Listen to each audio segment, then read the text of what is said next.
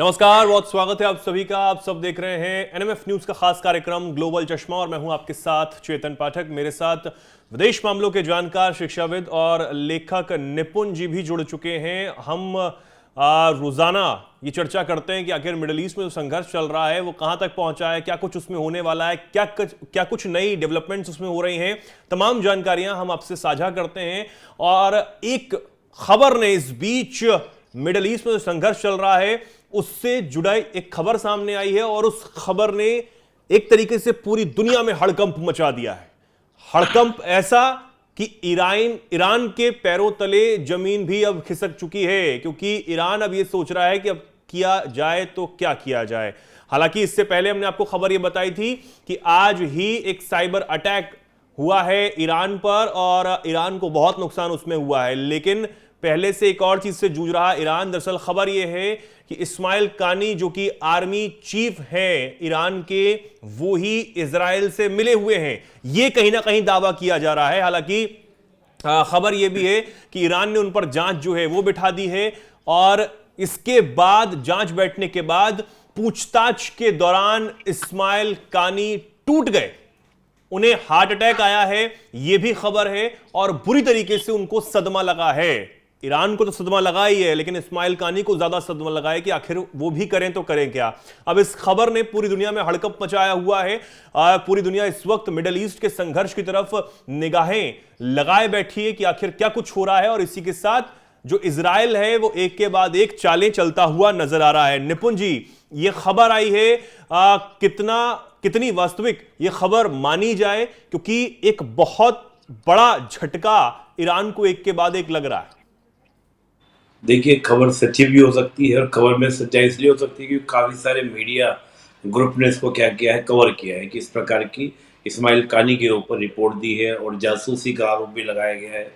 यहाँ तक कि हिजबुल्लाह के द्वारा भी आरोप लगाया गया कि जब सफरुद्दीन की जब मौत का दावा किया गया तो उस समय एंड टाइम जो उनका प्रोग्राम था वो बदला जाना, तो बहुत सारे आरोप हैं, उनके कारण ये बात को रखा गया।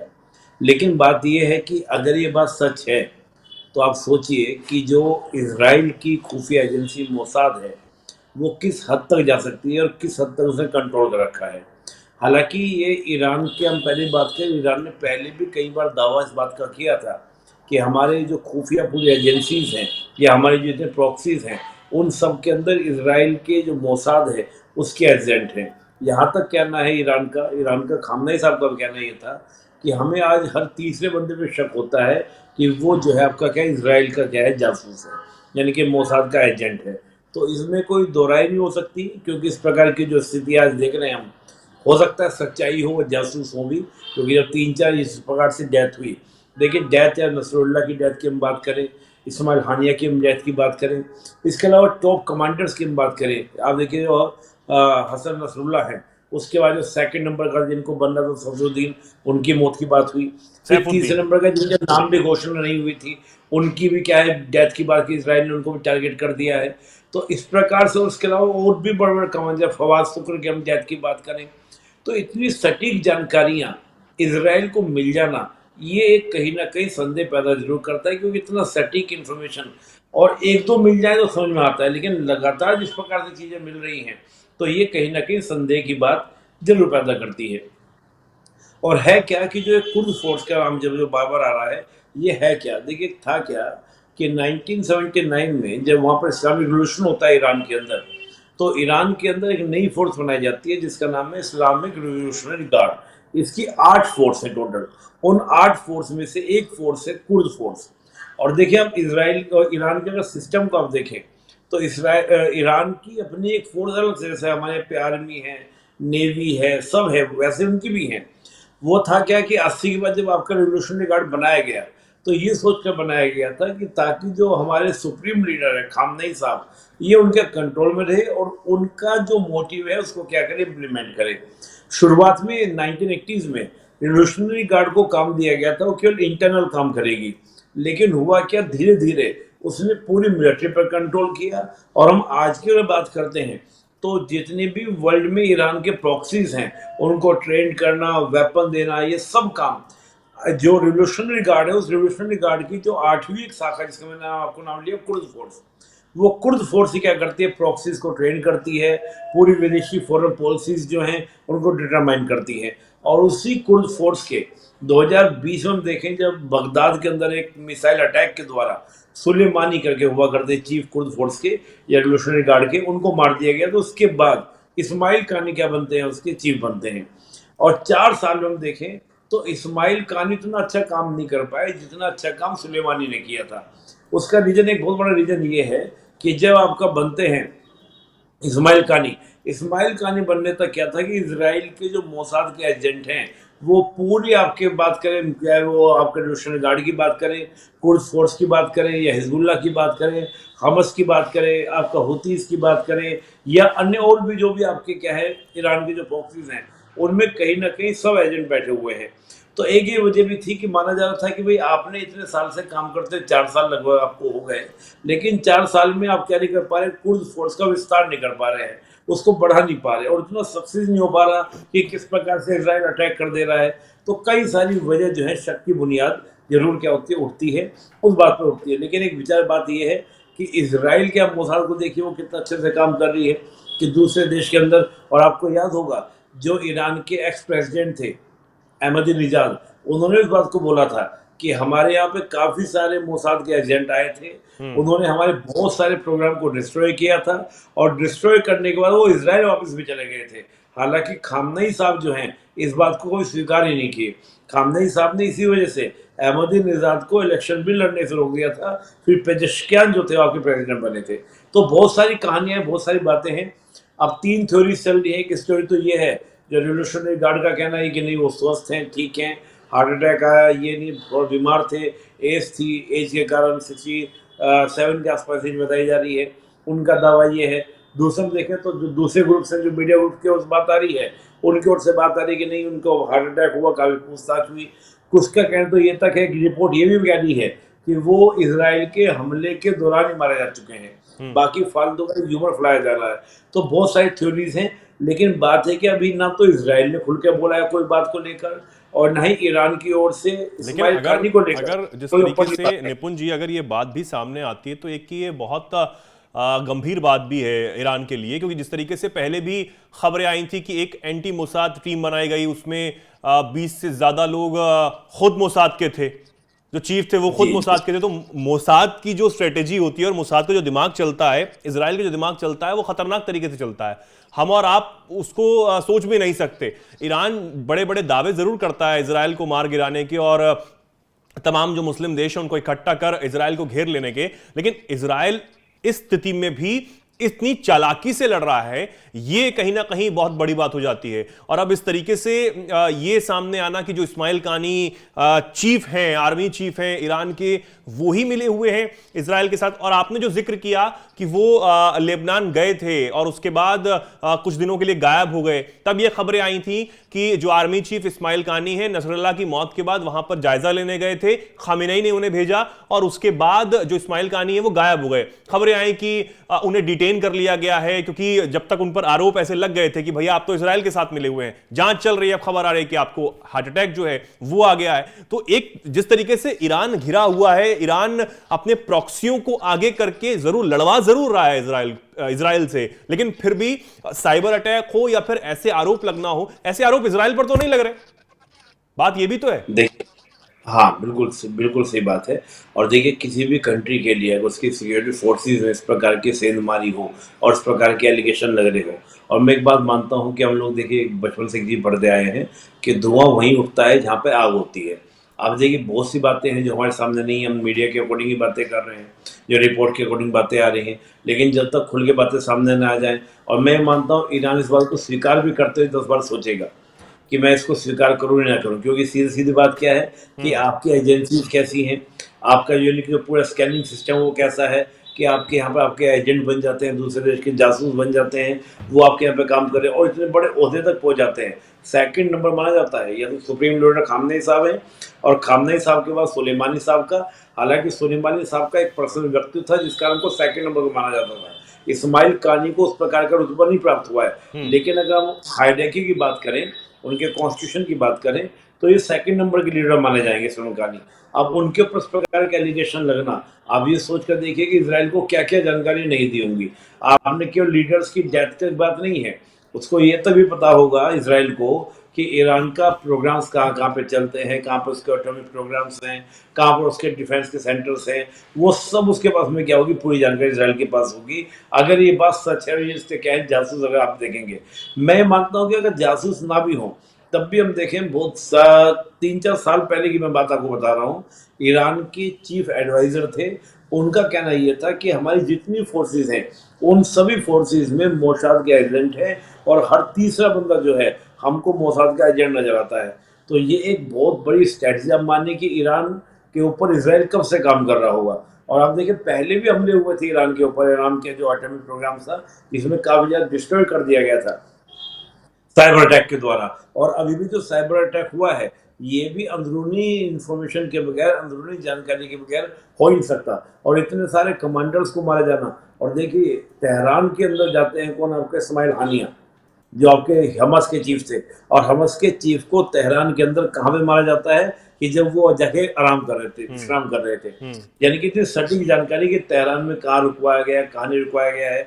और जितने हमले कर रहा है इसराइल वो सारे कामयाब भी हो रहे हैं, चाहे वो आपका हसन नसरुल्लाह की बात करें तो उसमें कोई दो राय नहीं और है। उससे पहले तो पेजर अटैक्स भी, इससे भी इनकार नहीं किया जा सकता।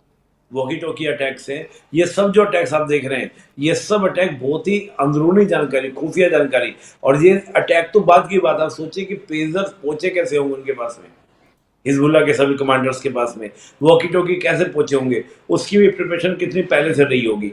लेकिन ये बात जरूर है कि जिस प्रकार से हम देखें कि ईरान के पक्ष में रशिया जो उभर कर आया है सामने, या आप देखें आपका चीन जो उभर कर आया है, अगर हम एक स्ट्रैटेजिक लोग से बात करें तो इतनी ओपनली जो है इसराइल के फेवर में कोई उभर कर नहीं आया। चाहे आप अमेरिका की बात ही करें, अमेरिका ये कह रहा है कि नहीं हम इसराइल के साथ हैं, लेकिन इसराइल के द्वारा जो स्टेप्स लिए जा रहे हैं, चाहे वो हमस में लिए जा रहे हों या आपका लेबनान में लिए जा रहे हों, इतना ओपनली अमेरिका साथ नहीं दे रहा है। हम पीछे से बैक पूरा है, लेकिन खुलकर इस प्रकार से होना चाहिए जैसे आपका रशिया बोल रहा है लगातार कि हम ईरान के साथ खड़े हैं। और डिफेंस पैक्ट तो नहीं हुआ है, लेकिन आपने एक बात और सुनी होगी कि ईरान ने बहुत सारे देशों को धमकाया है, जैसा कि रिपोर्ट आ रही है कि अगर तुमने अमेरिका का साथ दिया, इसराइल का साथ दिया तो हम तुमको भी नहीं छोड़ेंगे। और ये जो धमकाने वाला प्रोग्राम अगर ऐसा सच में है तो ये भी क्या होगा, आपका रशिया और चीन की सहमति के बगैर ईरान नहीं कर रहा होगा।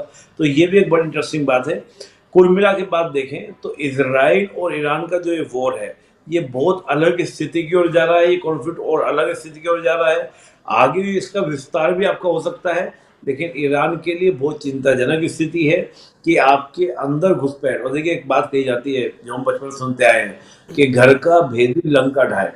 विभीषण ना होता तो रावण ना मारा जाता, रावण को मार ही नहीं सकते थे राम, लेकिन विभीषण ने जानकारी दी कि इसके नाभि में क्या है, जो कुछ है वहां पे हम अटैक करो, हमला करो और ये मारा जाएगा।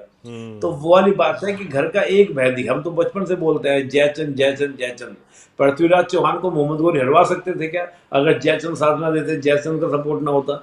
तो इस तरह की हमारे किस्से कहानी में बात सत्य भी है कि जो आपके भेद हैं दूसरे, देखिए इसको हम लोग बोलते हैं स्ट्रैटेजिक वॉर। स्ट्रैटेजिक वॉर का मतलब यही होता है कि दूसरा व्यक्ति, जो दूसरा आपका शत्रु देश है, उसके पास आपसे बेटर रणनीति हो, आपसे बेटर स्ट्रैटेजी हो और आपकी सारी गुप्त जानकारियां हो, तो आपके लिए तो बहुत, उसके लिए तो बहुत आसान हो जाएगा आपको हरा देना, आपके साथ में अटैक कर देना, आपको डिफीट कर देना।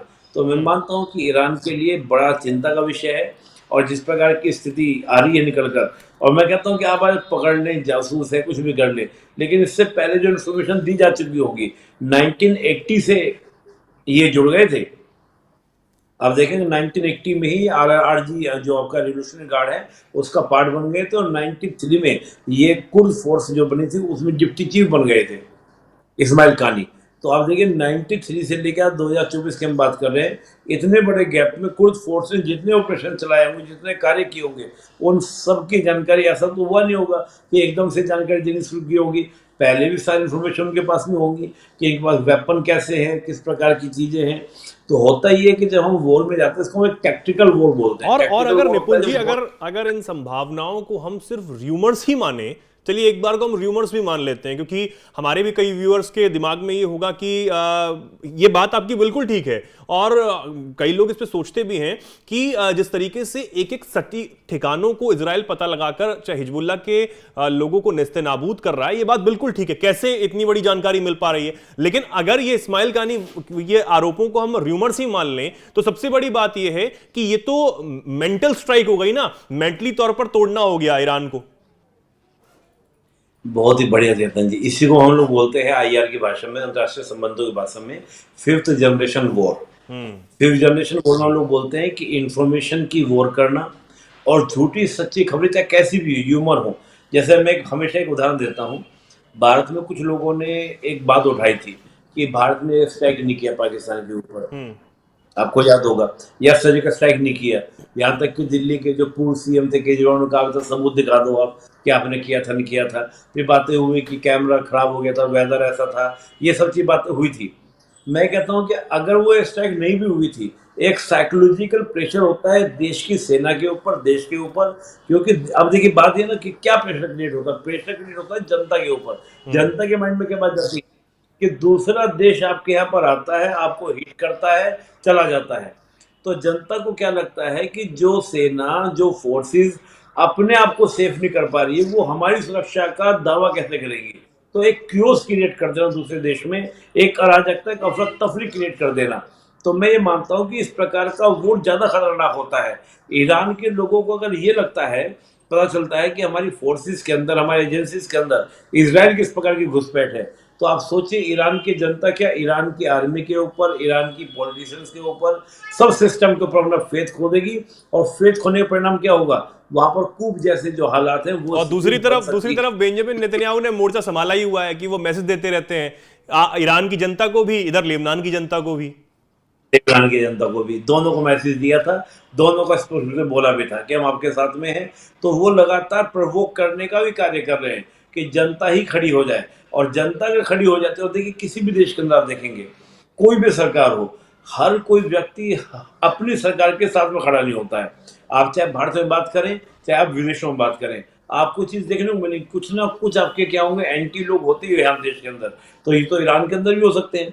और ईरान के अंदर तो स्थिति ये है कि भाई ईरान के अंदर, भारत में तो एक डेमोक्रेटिक सिस्टम है, चुनाव के माध्यम से जनता को, या जो सरकार को पसंद नहीं कर रहे होते, वो सरकार को हटा सकते हैं डेमोक्रेटिक प्रोसेस के माध्यम से, वो प्रक्रिया पूरी चलती है। लेकिन वहां तो ये स्थिति है ही नहीं ईरान के अंदर। ईरान के अंदर तो स्थिति तो साहब की डिक्टेटरशिप जैसी स्थिति है 1979 के बाद, जब से वहां पे आपका इस्लामिक रिवॉल्यूशन हुआ। तो ऐसे देश में इस्लामिक जो गवर्नमेंट वहां पर बनी हुई है, इनके खामनेई साहब जो हैं, उनके अगेंस्ट में बहुत बड़ी संख्या है, वो भली आप दबी हुई आवाज में हो, चाहे वो महिलाओं की संख्या हो। अब देखिए कि वहां पर जो आपका एक मोरालिटी पुलिस बनाई गई थी, उसके अगेंस्ट महिलाएं खड़ी हो गई थी। तो एक वॉइस है, उस वॉइस को कहीं ना कहीं ये भी हो सकता है कि इजराइल उस वॉइस को क्या कर रहा हो, आवाज दे रहा हो, उसको ताकत बनाने का प्रयास कर रहा हो कि देखो भाई, तुम कह सकते हो, क्यों उसकी स्थिति बन सकती है, कह सकते हो कि हमारी सरकार जो है अपने लीडर को बचा नहीं पा रही है, दूसरे देश के अगर कोई ग्रुप आ रहे हैं उनके लीडर को बचा नहीं पा रही है।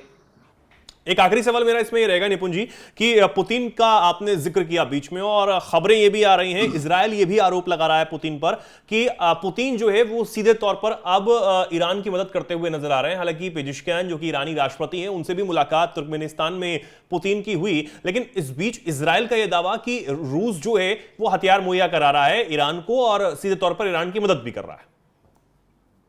देखिए, इस बात में बिल्कुल सच्चाई है। सच्चाई क्यों है, आप चाहे चीन को देखें, चाहे रसिया को देखें, उन्होंने कभी भी टू नेशन थ्योरी को एक्सेप्ट नहीं किया। उन्होंने वन नेशन फिलिस्तीन का समर्थन किया है, कभी इजराइल को उन्होंने सपोर्ट नहीं किया, स्वीकार ही नहीं किया।